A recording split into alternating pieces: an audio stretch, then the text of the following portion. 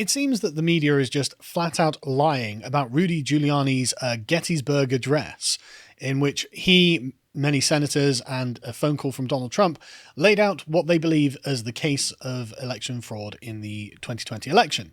And I think that the evidence is quite compelling. I think it definitely deserves further investigation, a good hearing in the court, and we should be able to see what the truth of the matter is. There are so many sworn testimonies and so many obvious irregularities, such as Pennsylvania sending out 1.8 million mail-in ballots and receiving 2.5 million back, that you would have to be a lunatic to deny that there are at least questions surrounding this election. But there appears to be what I would describe as basically a disgusting campaign by the media to try and talk past all of these lawsuits, using the repeated use of the same phrase to try and embed the idea of there being nothing to this in the mind of the sort of headline reader who just skims past it. And they always use the same sort of phrase, either false or baseless claims. I mean, this one from CBS News. Trump phones in false claims at Pennsylvania Senate committee hearing on voting irregularities. How do you know they're false? We haven't had the hearings. We haven't been through the evidence. We haven't had the opposition present their case. We haven't had a judge decide on it. How do you know that they are false? But it just says, Trump, unable to attend in person, phoned in his false claims that he won swing states like Pennsylvania in the entire election. Well, by that standard, Joe Biden is making false claims that he won them because nobody's been certified yet. The election was rigged. We can't have that happen. We can't let it for our country, etc., etc. But then, after listing what Trump said, at least that one paragraph, they then say this: all of the president's false and unfounded statements will not be repeated in this article. Why not? If they're so false, if they're so ridiculous, if they're so unfounded, why are you trying to prevent the public from knowing what they are? Really makes you think. But again, repeatedly, they keep saying, oh, this is false, this is false. And then you get this one from CNN. Trump invites Pennsylvania GOP lawmakers to White House after calling in to baseless voter fraud event. I mean, the phrase baseless is, the word baseless is doing a lot of heavy lifting here, because to say that something's baseless means there's literally no evidence for it. There's nothing that even suggests it, no hint of the thing whatsoever. Trump and Giuliani have made baseless allegations of fraud in the election and delved into conspiracy theories, alleging a plot to rig the vote, all of which have been refuted by the state and local election officials across the country, as well as top cybersecurity officials at the Department of Homeland Security.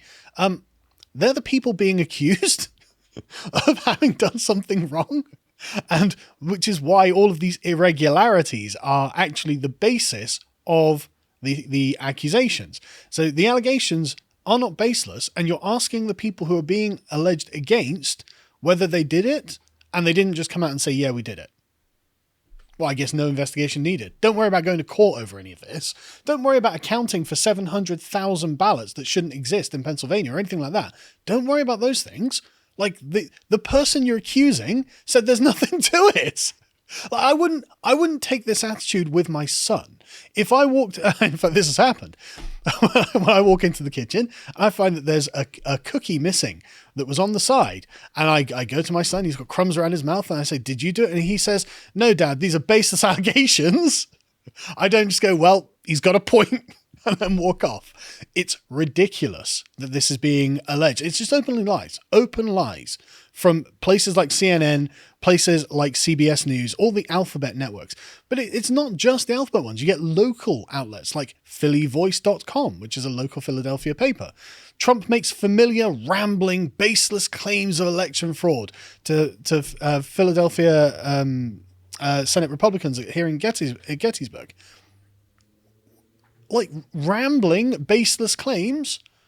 It's just, you may as well just say, we just hate Trump. We're just here to make him sound bad. That's all you're doing. Trump spoke for 10 minutes, making characteristically false claims about the election. So now it's just everything Trump says is false. Like, it's just characteristic of Trump to say things that are false. And there's nothing, no evidence, or, like, about the evidence and election prevalence of fraud, from illegally cast ballots to obstruction of Republican poll watchers. Well, They seem like legitimate concerns, don't they? There are lots and lots of witnesses who have signed sworn statements saying this happened to me. What happened to believing the victims? What happened to lived experiences? The president further falsely claimed that he won the election easily and by a lot, taking credit for non-existent victories in every swing state in the country. Well, every claim of victory is a non-existent victory. Joe Biden claiming that the office of the president-elect that he occupies is a non-existent victory. It's a non-existent claim. It's a non-existent office. But that doesn't come up, does it? None of that comes up. It's all just about discrediting Trump. Because it turns out that Giuliani made a series of really great points. He seems to have laid out a very compelling case at Gettysburg. He brought a lot of witnesses who seem like regular people, who don't seem like people who have a vested interest in perpetuating a giant lie to give their testimony. There's various testimony from various experts about the data.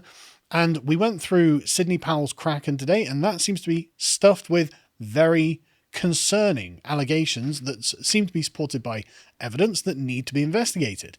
It seems to be that, in fact, if there is something going on, then are these people not in some way implicated in that? Why are they playing defense so strongly for one side over the other?